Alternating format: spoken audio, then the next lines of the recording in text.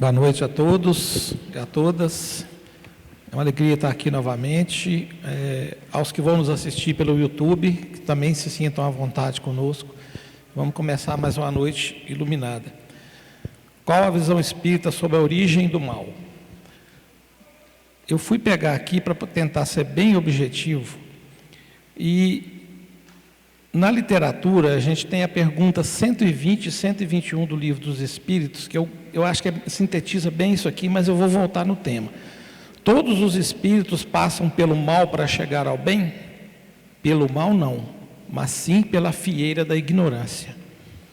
Por que alguns espíritos seguiram o caminho do bem e outros o caminho do mal?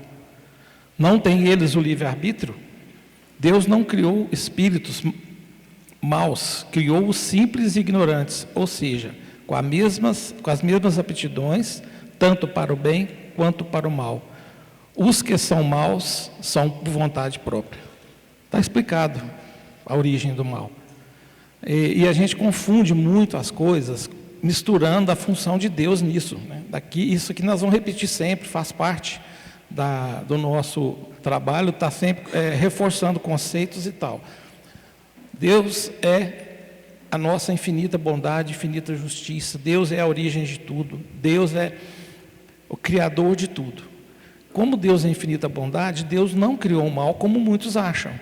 Deus vai me punir, Deus vai me castigar. Gente, Deus não é um velhinho de barba sentado numa cadeira julgando as pessoas e condenando.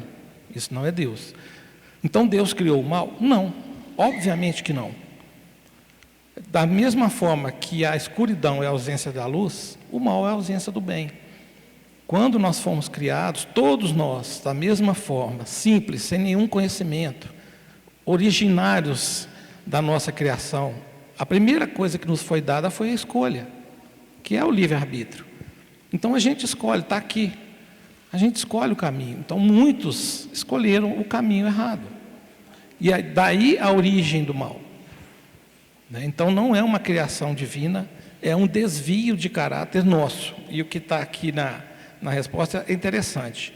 O mal é resultado da ignorância e da imperfeição. Não é criação de Deus, mas consequência do uso equivocado do livre-arbítrio por espíritos em evolução. O bem é o destino inevitável de todos, pois a lei divina é de progresso. Eu sinto comunicar para vocês, mas nós vamos ser todo mundo felizes, viu, Zé? Todo mundo. Nós vamos para lugares felizes no futuro, dependendo da nossa evolução, do tempo que a gente tem para evoluir, mas nós vamos todos para um lugar melhor. Lembrando que Deus não nos criou para sofrer. Deus nos criou para ser felizes.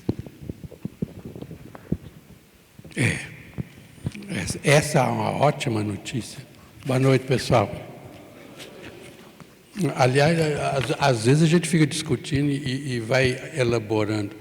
Por exemplo, o mal nem é a ausência do bem, porque não existe lugar no universo onde o bem não esteja. Ele só é o mal porque não foi realizado o bem. E quando a gente não realiza o bem, é por si só um mal. Entendeu? Faz sentido? Está vendo? A gente vai mergulhando cada vez mais profundo e de repente a gente entende. Aqui, ó, uma perguntinha boa aqui, ó. Isso me dá uma alegria, porque quando uma pessoa faz uma pergunta dessa, é porque já está interessado no trabalho. Quando um trabalhador está pronto para a reunião mediúnica, existem requisitos mínimos, considere mediunidade ostensiva. Ó, se a pessoa, esse considere mediunidade ostensiva, a pessoa está pedindo para eu considerar que a mediunidade já está no grau de ostensividade. Então, já passou da hora de procurar um grupo de estudos sobre a mediunidade para se preparar, para entender o que é um trabalho mediúnico, para se envolver com o processo do trabalho mediúnico, o processo da evangelização de si mesmo e o processo da construção de um coração cheio de generosidade, de bondade, para que você possa transmitir, porque um trabalho mediúnico se resume única e exclusivamente em ajudar o próximo, e esse próximo na maioria das vezes, está desencarnado. Podem estar encarnados também, mas na maioria das vezes ajudar pessoas que estão desencarnadas e necessitando de muito carinho, muito acolhimento, muita atenção e amor, no verdadeiro sentido da palavra amor. Quando a pessoa se achar pronta para isso, é só procurar um grupo. Todas as casas têm grupos de estudos sobre mediunidade. E se a mediunidade está ostensiva, é um primeiro sinal de que a pessoa precisa passar pelo processo da educação mediúnica. Porque se a mediunidade já está desenvolvida, já está aflorada, então ela precisa ser educada. Eu me lembro, inclusive, do Raul Teixeira, quando falava, a pessoa, quando chega no nosso grupo de estudos mediúnicos, falando que já está recebendo espírito, aqui no nosso estudo ela vai ter que aprender a primeira coisa, é a não receber espírito. Porque receber espírito é fácil. Agora, educadamente é outra história. Cristãmente é outra história. Caridosamente é outra história. Então, a primeira coisa que tem que aprender é a não receber espírito. Porque você é o médium, é o dono do seu corpo e não pode permitir, não pode deixar as portas abertas para a hora que alguém quiser invadir e fazer alguma coisa nesse sentido. E invadir aqui é mentalmente, viu, gente? Aí a questão é séria, porque a pessoa precisa de aprender a lidar com a mediunidade. Senão ela vai estar no horário de trabalho, lá no local de trabalho dela, um espírito chega e fala, eu quero me manifestar. Fala, não é lugar. Então a primeira coisa que ela tem que aprender é a não receber. E o Raul brincava, se receber espírito aqui, vai ter que desreceber. Porque o principal ponto aqui agora é educar-se para a ação mais caridosa possível. Então, a hora que você sentir vontade de praticar a mediunidade, procura um grupo de estudos, aprenda os conceitos, aprenda as atitudes que precisa para uma reunião mediúnica e seja feliz. E faça muita gente feliz. Muito bem. Existe pecado no Espiritismo? Eu também pesquisei e vou trazer uma frase que está no Céu e Inferno, mas eu queria que a gente atualizasse o contexto histórico, porque isso aqui foi escrito no século XIX. Então, muitas coisas que às vezes estão escritas não têm que ser levadas na forma literal que estão aqui. No Céu e Inferno, na primeira parte, capítulo 7, no Código Penal da Vida Futura, ele fala, toda falta cometida, todo mal realizado, é uma dívida contraída que deverá ser paga. Se não for uma existência atual, sê-lo-á em outras existências. Então, o que a gente pode trocar de dívida e pagamento por reparação. Não no sentido tradicional, o Espiritismo não prega pecado. O Espiritismo fala em imperfeição moral e transgressão das leis divinas, cujas consequências são naturais, não punitivas. A reparação e o conceito de arrependimento são possíveis e incentivados. Isso é uma das coisas mais fantásticas que tem para mim na doutrina espírita. Quando você desconstrói o sentido literal que a gente viveu de pecado, a gente tira Deus da história, né? Porque eu pequei e Deus vai me perdoar. Perdoar por quê? Perdoa quem foi ofendido. Deus nunca foi ofendido. O Chico falou isso. Eu não preciso perdoar porque eu não me senti ofendido. Então, quando você erra, que é a palavra que eu acho um conceito melhor, você erra, vai se arrepender, esperamos nós, você vai expiar e você vai reparar. Então, quando a gente vê situações igual a gente vê agora na humanidade, tão bárbaras, tão cruéis, tão absurdas, a gente tem o consolo que a justiça divina vai atuar em algum momento. Não tenham dúvida. A pessoa engana todo mundo que está do lado dela, mas não vai enganar a sua consciência e não vai enganar a espiritualidade. Então, quando a gente... Olha o conceito como é que muda tudo, gente. Em vez de eu pecar, eu erro. Eu reconheço o meu erro. E quem vai a ver com isso, quem vai se ver com isso, sou eu. Eu vou reparar. Eu não vou pagar nada. Eu não vou ser castigado. Eu vou reparar. E conforme for o nível evolutivo do espírito, no projeto reencarnatório da próxima volta, é dado a ele a condição de manifestar sobre o que vai fazer para reparar esse erro. Quando não tem condição, moral, elevação, ou está no estágio primitivo, não, vão ser coisas compulsórias. Então, quando a gente pensar que tem alguém fazendo mal e que a gente acha, que nós achamos que a justiça humana não vai pegar essa pessoa, não vai levar a julgamento, não vai levar a alguma consequência, tenha certeza que na justiça divina vai acontecer. Então, isso é um dos maiores consolos que eu vejo. E uma outra coisa para fechar a resposta: está na nossa mão mudar o nosso destino a qualquer momento. Existem atenuantes, existem agravantes em tudo que se faz, em todos os erros que se comete. Mas se eu quero e penso e sei que eu vou me haver com a justiça divina no futuro, por que eu não corrijo as coisas que eu acho que estão erradas agora? Agora, nesse momento, daqui para frente, é que eu levantar e ir embora. Alguma coisa que não está correta, que a sua consciência está dizendo, tenta corrigir, porque tem tempo, nós temos tempo. É isso. Sempre tem tempo, nenhuma das ovelhas, né, vai se perder. Essa é a grande alegria nossa, né? Não dá para desistir. Então, aqui, ó, é uma pergunta correlacionada à pergunta anterior. O que difere a obsessão da influência espiritual natural?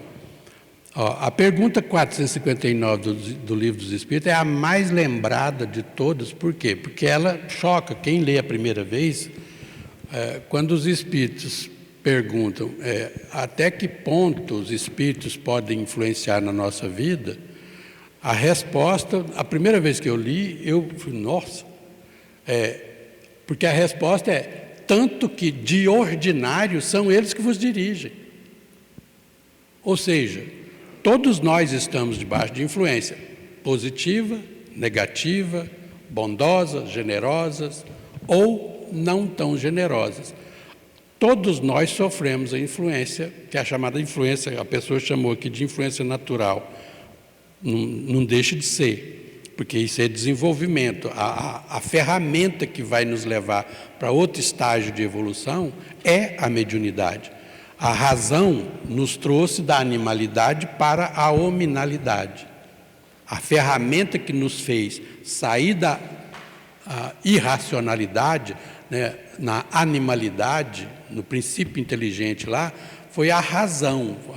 A razão, a capacidade de conhecimento, a capacidade de pensar e raciocinar, foi a ferramenta que nos trouxe para a humanização, a humanidade, a nossa condição de seres humanos. E da condição de seres humanos para o próximo estágio, né, que a gente pode chamar, e muita gente chama de angelitude, né, a gente vai precisar da mediunidade, porque é a mediunidade que vai clarear para você o caminho da espiritualidade. Quando Jesus mostra para nós o reino dos céus, ou o reino de Deus, no Antigo Testamento, o reino de Deus, ou Jesus mostra o reino dos céus, de cara já é céus, no plural, não é um só.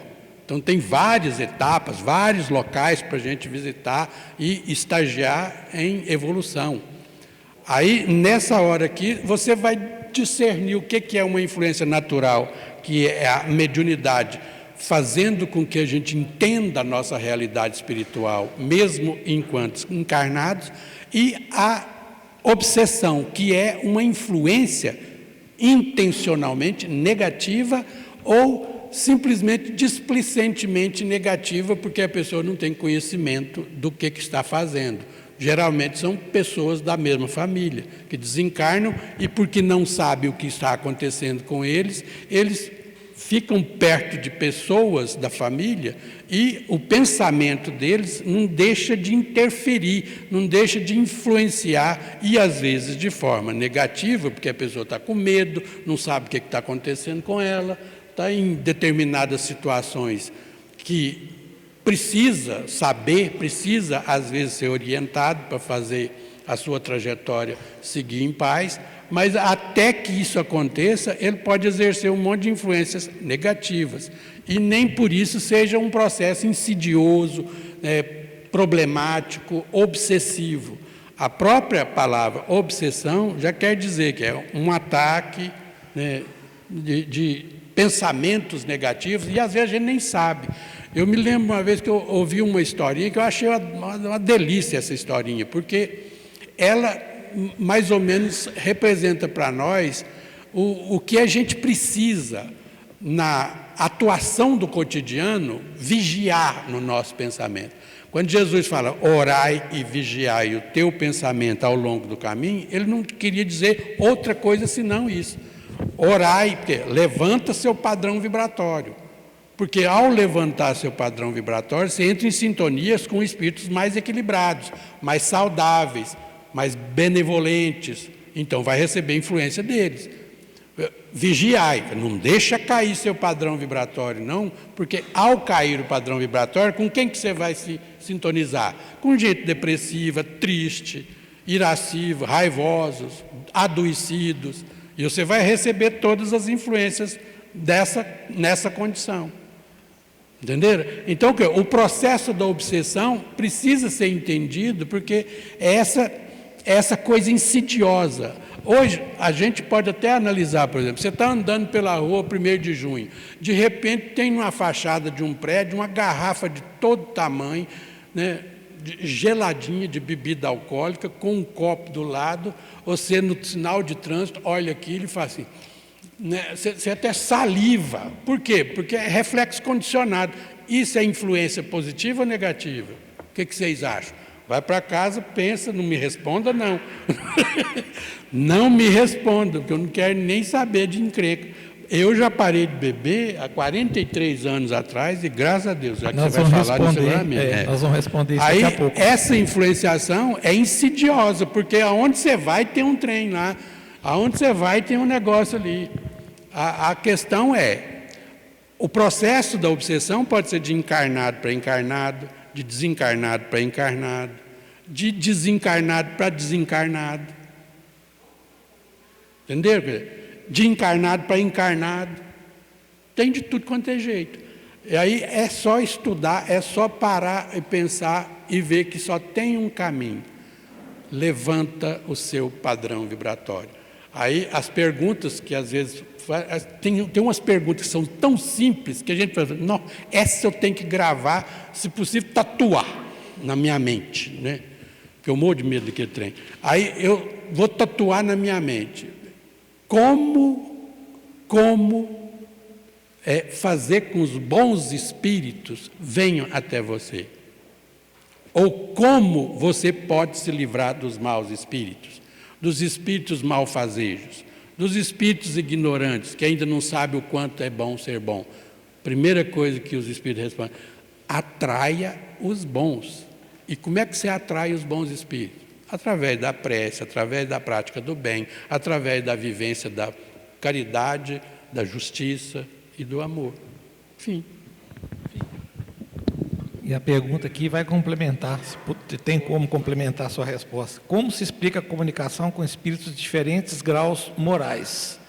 A fonte que eu peguei aqui é justamente o livro dos médiuns, no capítulo 23 e 24. A comunicação mediúnica depende da sintonia vibratória. O Zé acabou de explicar. Médiuns e ambientes influenciam na qualidade da comunicação. Espíritos inferiores se comunicam com mais facilidade, onde há desordem moral e emocional. Tem muita coisa para falar, mas o nosso tempo é curto. A questão de sintonia, gente, eu assisti uma palestra da Anete Guimarães há alguns anos, e ela é muito científica, eu gosto muito dela. Ela é muito inteligente, muito capaz. E a gente via problemas muito sérios de obsessão de pessoas que estavam hospitalizadas, em hospitais psiquiátricos. E ela falou o seguinte, abre aspas para ela, se a medicação psiquiátrica não fez efeito, é espiritual. Fecha aspas. Agora, gente, sintonizar com coisa boa não é difícil, mas as pessoas não têm noção. Tem certas coisas que ao longo desses anos de estudo eu vi que a gente precisa tomar muito cuidado. Muito cuidado. Gente, uma das piores coisas no mundo é pornografia. As pessoas não têm noção das portas que abrem. Eu vi um caso, numa reunião mediúnica, dessa sintonia negativa, Eu gosto de dar exemplo para trazer a situação para a realidade. Um dos médiuns, que inclusive está nessa casa ainda, é ostensivo, faz um trabalho maravilhoso, um grande amigo que eu tenho, ele estava com um problema com o filho. E numa das reuniões mediúnicas, ele pediu autorização para o dialogador e para a espiritualidade para trazer o filho dele para a reunião. Remotamente, viu, gente? O filho dele não foi, não. E quando abriu a reunião, houve a manifestação imediata de um espírito que estava com o filho dele. E vocês precisavam ver o nível da conversa, o nível da obsessão que estava e a sintonia que ele estava. Aí, depois de muito custo, resumindo a história, ele aceitou sair embora, mas falou o seguinte: ele vai abrir porta de novo. Se ele não fechar as portas, não vai adiantar. Então, gente, nós podemos fechar certas portas. Nós podemos sintonizar. Eu costumo dizer o seguinte: eu gosto muito da antena 1, 105.1, né? Frequência lá em cima. Então, quando você está com essa frequência boa, você vai atrair coisa boa. E o Zé falou aqui em obsessão de encarnado para desencarnado, as vibrações que tem em velórios e enterros são vibrações que muitas vezes a pessoa que está aqui está obsidiando o que foi. Quando a depressão, principalmente, ela faz baixar muita energia, então precisa tratar, precisa se cuidar. Sentiu que tem alguma coisa, vamos eliminar o preconceito de pedir ajuda, que seja que for, médico, medicamentoso, espiritual, para elevar essa frequência. Então, gente, eu acho assim, comigo eu penso muito assim, eu não, é lógico que eu não sou, né, imune às coisas, mas eu tento sempre manter o pensamento nesse sentido. O pensamento em coisas boas, o pensamento e outra coisa, gente, nós temos 70 mil pensamentos por dia. Pensamento é igual aquela lei da física, não cabe dois no mesmo lugar. Se tem um pensamento ruim, se habitue a trocar aquele pensamento. Se habitue, e muitas vezes o pensamento não é nosso. A gente tem algum nível de obsessão e que a gente não sabe. E se você se deixar influenciar por essas coisas, a nossa mente vai dominar. Crimes horrorosos que a gente vê por aí, por pessoas ditas do bem, são porque as mentes dominaram. Porque não se explica, né, uma pessoa boa para a comunidade ou alguma coisa cometer um crime contra uma criança, por exemplo. A mente dominou, porque a pessoa tem o conhecimento. Muitas vezes não sabe como fazer com aquele pensamento. Dá para mudar, dá para trocar o pensamento. E aí evita que a gente entre numa ladeira abaixo, de pensamento negativo, atraindo tudo quanto é coisa ruim para o lado da gente. Então, fica aqui a minha pouca experiência nisso, que eu tenho tentado fazer isso muito, trocar pensamentos que não são bons e possivelmente não... Alguns eu falo comigo mesmo, isso não é meu. Esse pensamento não é meu, eu não penso assim, eu não sou assim. Então, como é que esse pensamento vem? Pela influência nos diferentes graus e pelo nível que a gente está sintonizado com esses espíritos. Tem uma história que... Essa história eu não lembro de onde se eu li em algum lugar ou se alguém falou numa palestra. Era uma moça, a história de uma moça que vivia até os seus 23 anos de idade, mas de bem, nunca teve nada para reclamar dos pais e nem nada que pudesse. Sabe aquela pessoa educada, sensível, gentil, a vida inteira numa vida boa. Sabe que a vida boa de uma pessoa com religiosidade à flor da pele, fazendo sempre as coisas boas. Mas, segundo a história, um obsessor antigo, lá do passado, das vidas anteriores, das existências anteriores, encontrou-a e pelejava para ver se derrubava ela, mas como a vibração dela era uma vibração extraordinária, não tinha como acessar a mente dela para prejudicá-la. Faz parte da pergunta, inclusive, aqui. Agora mesmo vocês vão ver o sentido. Aí, teve um dia que ela não estava num dia bom, que todos nós acordamos, às vezes, com a avó atrás do toco, em determinado... Mas meu pai que falava, a avó atrás do toco. E aí, essa é uma expressão bem mineira nossa. E ela estava num ponto de ônibus esperando o ônibus e passou uma pessoa, um desses pedintes de rua, né, insistiu com ela, começou a cutucar ela no ombro, e ela foi ficando enraivecida daquilo, falou assim, me deixe em paz, por favor, afaste-se, eu não, já te disse que não tenho dinheiro. Ela baixou o padrão vibratório dela, o obsessor chegou bem próximo dela e falou, tem que aproveitar agora. E sussurrou, né, para que ela intuísse um pensamento assim, tomara que meus pais morram depressa porque eu preciso da herança. Pronto, bastou isso. Ela não tinha na lista de causas desse tipo de pensamento a espiritualidade. Ela não entendia o que é a espiritualidade. A espiritualidade dela era a espiritualidade normal, tradicional, que as pessoas não levam em consideração a existência de espíritos e a influência de espíritos sobre a vida dela. Aí ela começou a achar que o pensamento era dela.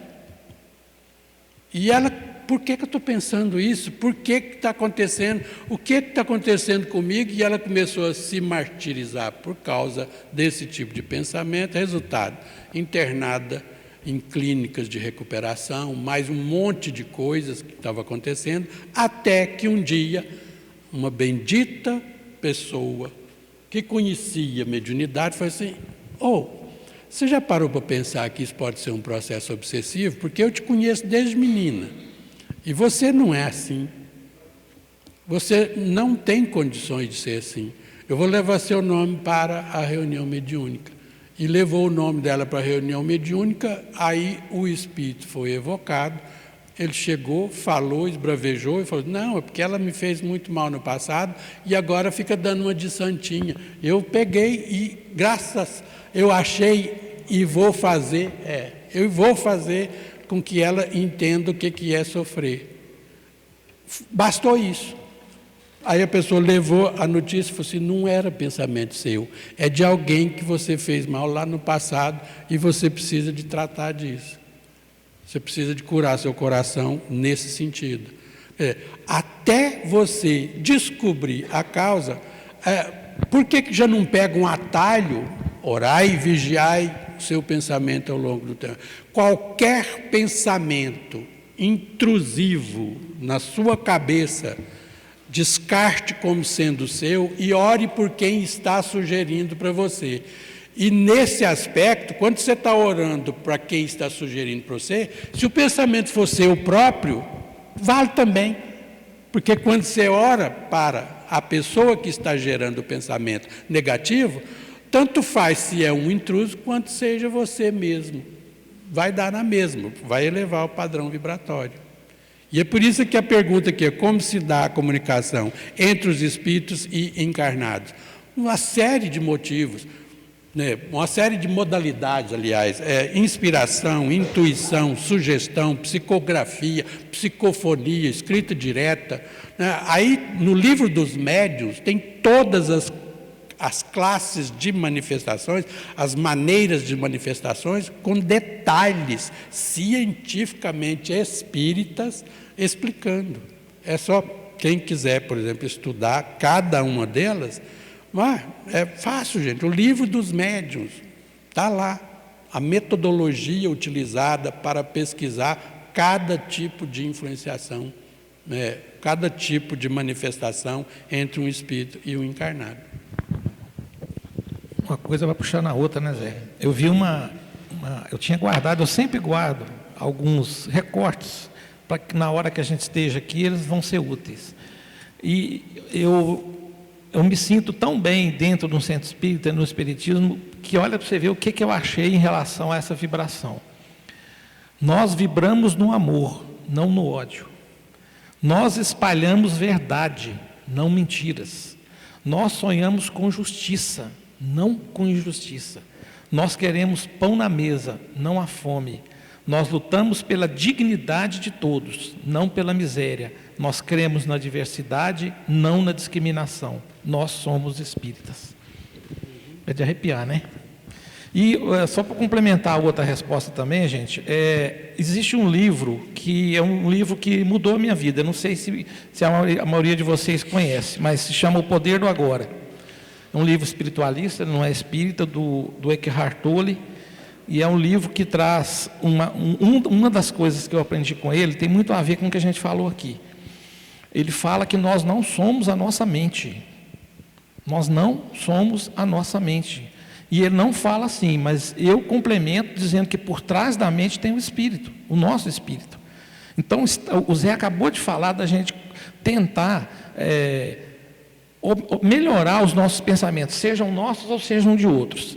Nessa condição de que você entende que você não é a sua mente, que a sua mente não precisa te dominar, você vai conseguir fazer isso. E eu vou contar para vocês uma coisa muito interessante. Lá ensina a gente a parar o pensamento. Com 70 mil pensamentos por dia, a nossa cabeça não fica girando, e girando, e girando?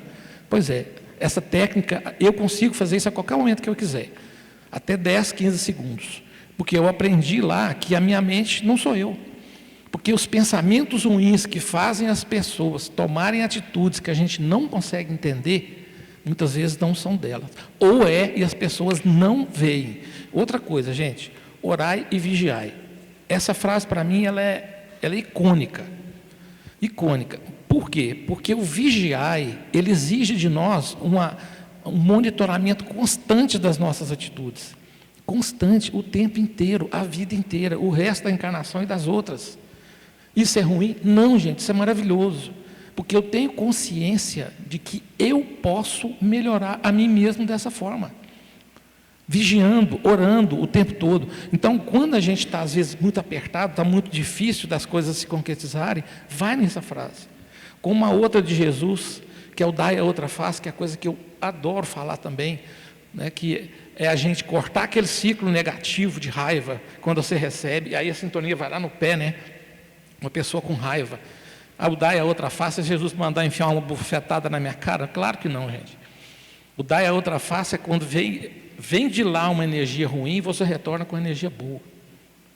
Então são duas coisas que Jesus nos ensinou e que se a gente praticar, a nossa vida melhora muito. E isso tudo que a gente falou aqui, gente, é para elevar essa sintonia, para que a gente não se identifique com coisas ruins. Nós não precisamos identificar com coisa ruim.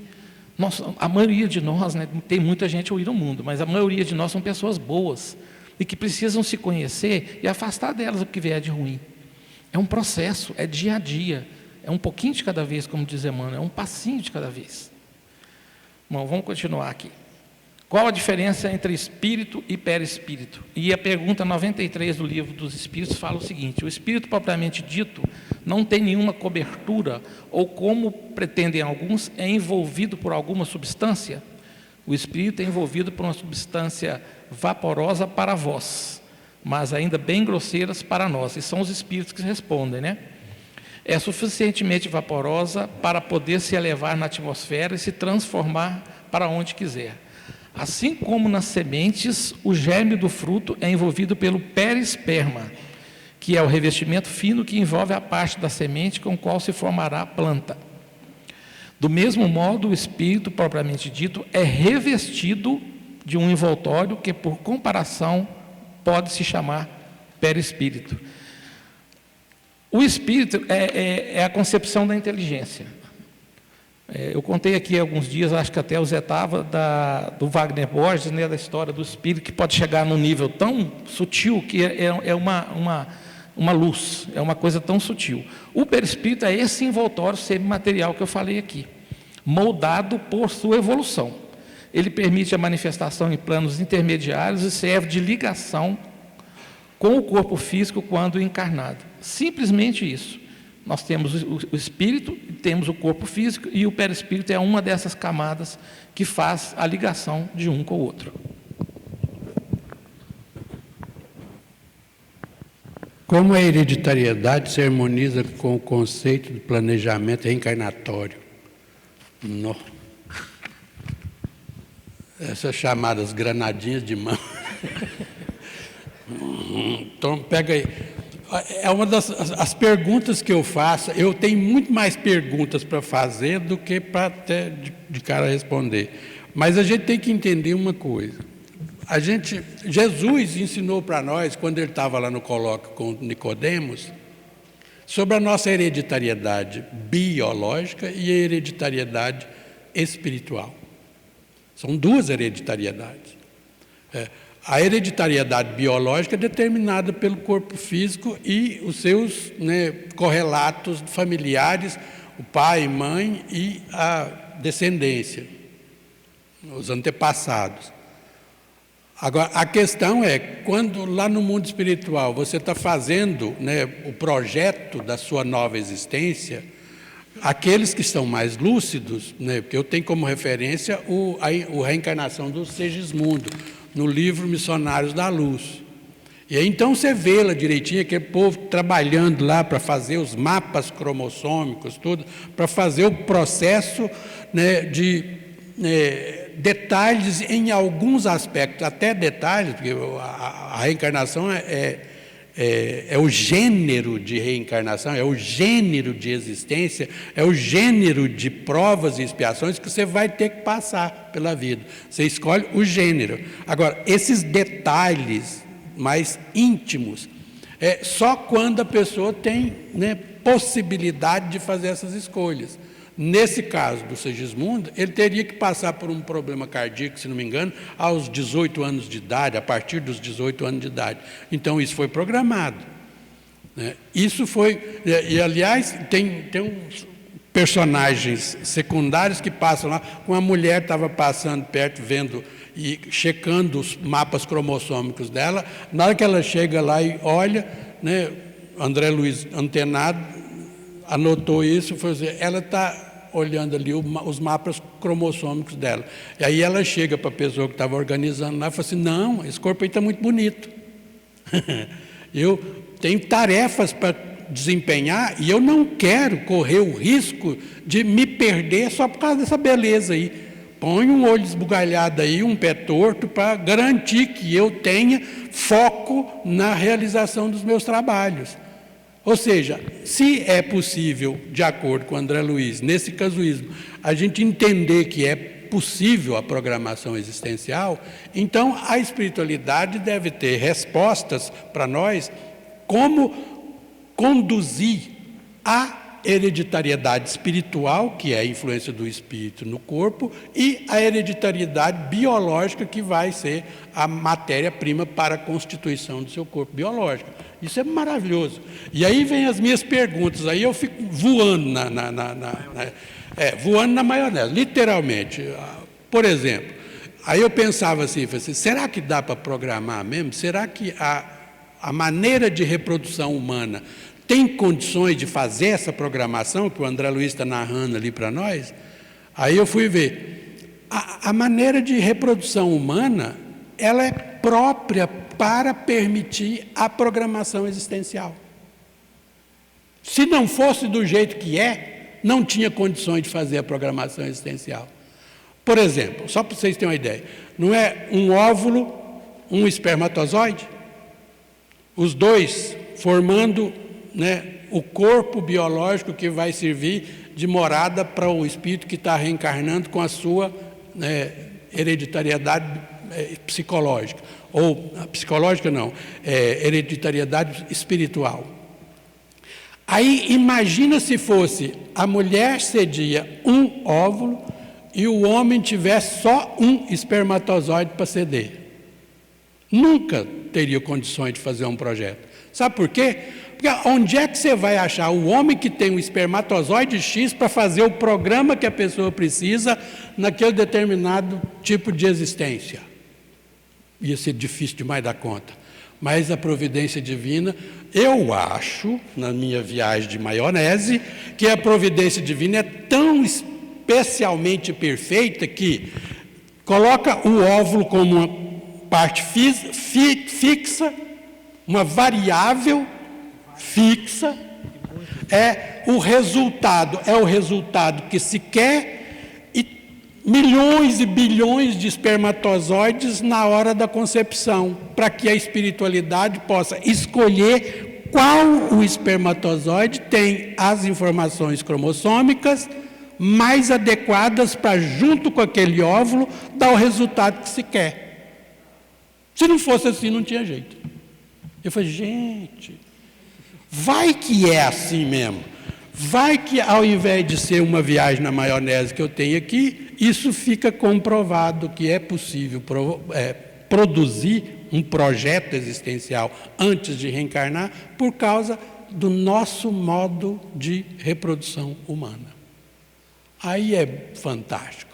Aí a hereditariedade biológica, a hereditariedade espiritual fazem o trabalho que precisam ser feitos. Excelente, Zé. E, como uma coisa puxa a outra, na Gênesis, capítulo 2, do princípio vital e da hereditariedade, fala o seguinte: a doutrina espírita ensina que o espírito é imutável, mas suas experiências e escolhas ao longo de suas existências influenciam profundamente sua condição moral e intelectual. É o que você falou de hereditariedade espiritual e hereditariedade biológica. Interessante, né? Vamos mais uma pergunta aqui, quer ver? Achei uma bem legal aqui para fazer. Como o Espiritismo vê as religiões tradicionais?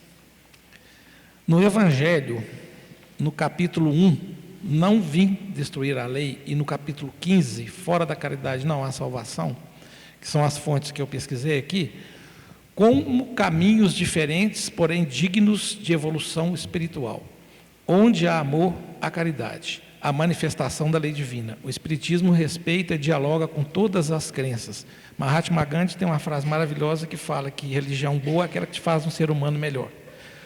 E só que eu vou puxar a sardinha para o lado de cá pelo seguinte, gente. Uma das coisas que mais me encantou na doutrina espírita quando eu cheguei aqui foi justamente ela ser tão inclusiva. São coisas que a gente repete muito aqui. Mas a casa espírita, ela inclui todo mundo. Eu já sofri preconceito religioso várias vezes depois que eu me manifestei como espírita.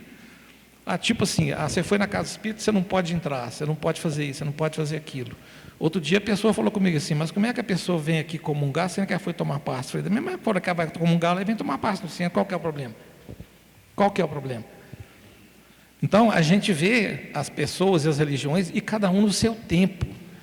Muitas vezes o determinismo de certas religiões é necessário, Zé, para que as pessoas tenham uma certa conduta moral.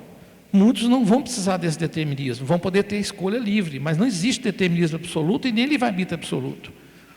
Então o Espiritismo vê dessa forma, legítimas, está na evolução espiritual de cada um, e eu fiz a escolha de estar aqui muito por isso, porque qualquer que seja a origem, a raça, o credo, a orientação sexual, a condição migratória, que hoje é muito pesada, a questão social da aporofobia, aqui nessa casa, dentro dessa doutrina, não existe nenhum tipo de preconceito. E isso, para mim, é o que engrandece muito e me faz estar muito aqui hoje, da forma que eu vejo a vida hoje. Eu acho que é isso mesmo.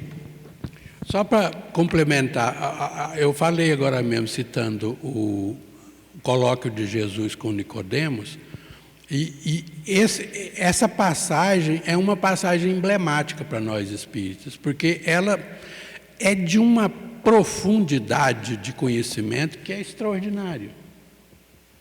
Porque Jesus leciona, literalmente, ele leciona para Nicodemos o que é o processo da pessoa abrir a porta para o entendimento do que seja a vida espiritual.